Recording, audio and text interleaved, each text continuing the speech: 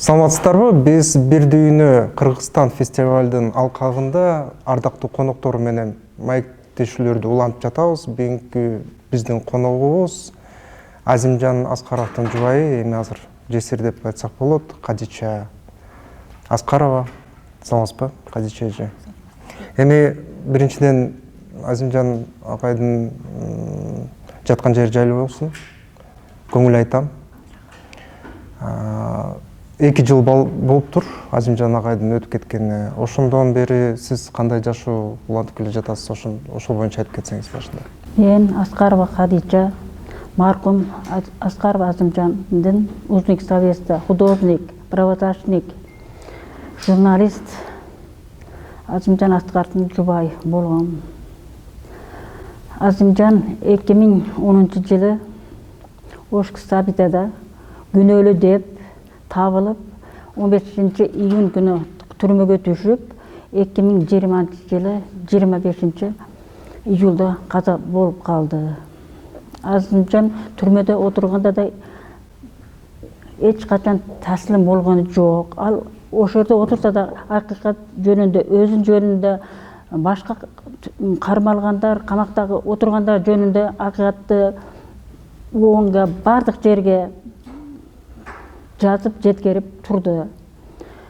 Азимжан түрмөдө жатканда да чындык үчүн күрөштү. Азимжан эч кандай күнөө кылбай, күнөөкөр болуп 10 жыл түрмөдө жатып, анын тирүү эмес өлүгү түрмөдөн чыкты. Ал түрмөдөн чыгышын үмүт менен жашады. Мен түрмөдөн чыксам, неберелеримге мындай караймын, мындай караймын, аларды аякка бияка алып барам, сүрөт тартууларды үйрөтөм, инглиз тилин үйрөтөм деген үмүттөр менен жашаган болчу.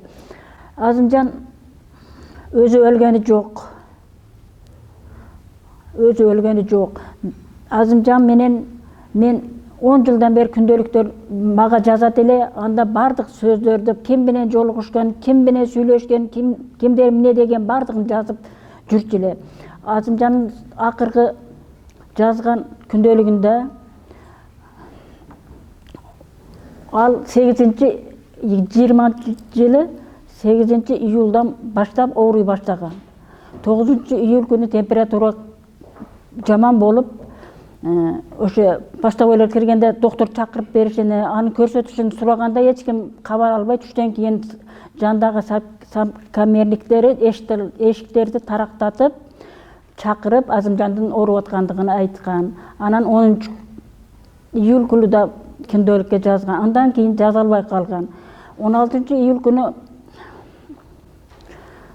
опсмен сотрудниктардын экиси кирип, Азимжандын абалын көрүп чыгып кетип, анын ооруп аткандыгын да эч кимге айткан эмес, ага жардам да беришти, суранган да эмес, жардам да берген эмес.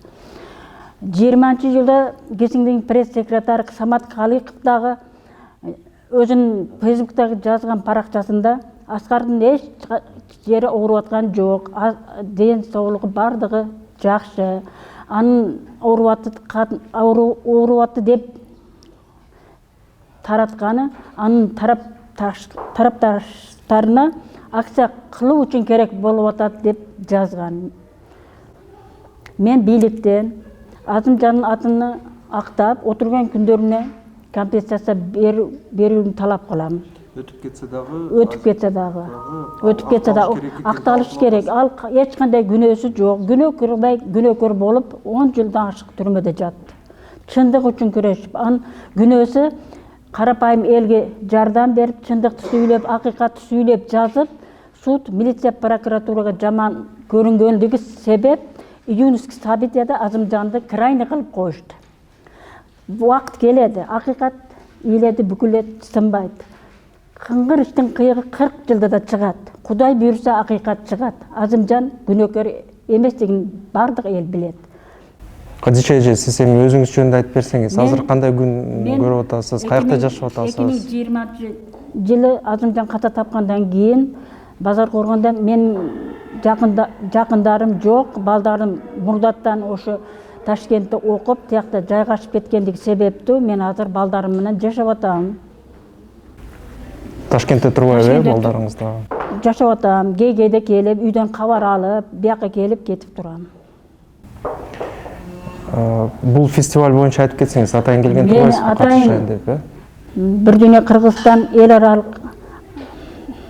фестивалын, 16 фестивалына мені шақырғандығынан Төлеқан Исмаиловаға, анын командасына өзімнің разычылығымды білдіремін. Сіз ошол Азимжан Аскаровду крайне кылышты деп айтып атпайсызбы? Ошого күнөөкөрлөр кимдер деп ойлойсуз? Азымжан өмірінің аяғына чейин экс-президент Роза Отунбаева ошо кезде иштеген Бекназаровду күнөөкөр деп эсептеймин. Эми Алардын буйругунан, Отунбаеванын буйругу менен bir ömür qamak жазасына берилсин деген буйругу менен Азымжан түрмөдө өтүп отуруп өлүп кетти. Эми андан алар кеткенден кийин башка бийликтегилер келбеди эле? Ошол эле Башка президенттер келди, аларга да жаздык, эч ким аларды бир жагынан жардам бергени жок. актаган жок. Мисалы Атамбаев